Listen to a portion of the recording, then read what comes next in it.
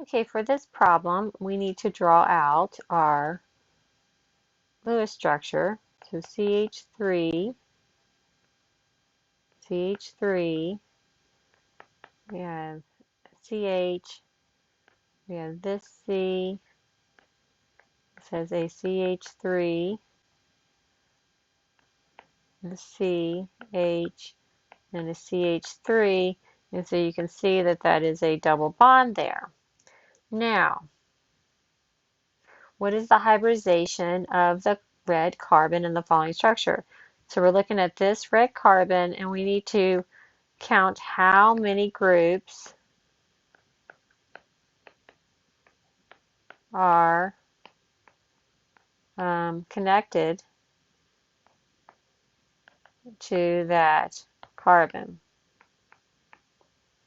And so we have 1, 2, 3. And so 3 groups. So we want to add up our sp2. So sp2 adds up to 3. So sp2 is planar, and every group is going to be 120 degrees from each other. So the answer is B.